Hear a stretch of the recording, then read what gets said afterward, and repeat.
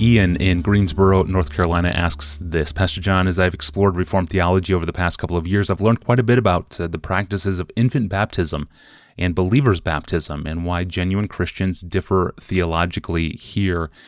While I'm an advocate of believers' baptism, one accusation I've found troubling is that because we Baptists don't consider our unconverted children as official participants in the new covenant, we are therefore treating them like pagan children, excluded from the covenant community.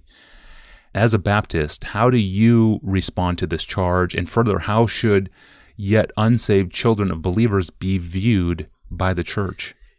Before I say something positive about the way we should view our children, we meaning we Baptists, let's make sure that we realize that both Baptists and Reformed Pedobaptists, and I'm not talking here about those who believe in baptismal regeneration, but just those who are Reformed Pedobaptists or others who don't believe in baptismal new birth.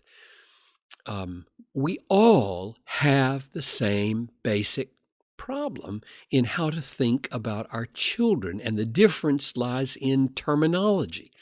Now, they may not like it when I say this, but say it anyway.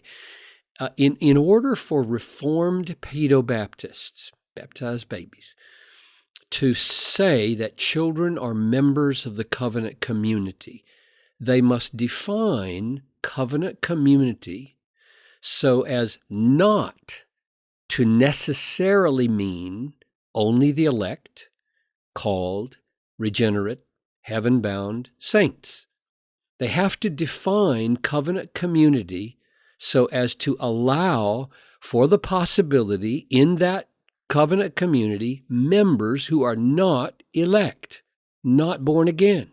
Now, it's just as impossible, therefore, for a Pedobaptist parent to be sure that his child is elect as it is for a Baptist parent.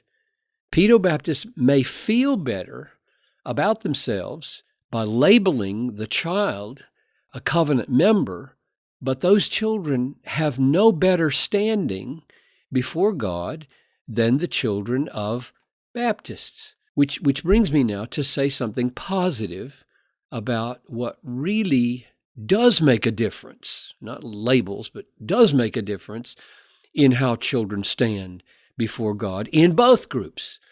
I can imagine a Pedobaptist parent feeling good that his child is a member of the covenant with God, but at the same time neglecting to pray for the child, neglecting to feed the child morning, noon, and night on the Word of God, neglecting to model before the child the joy of the Lord.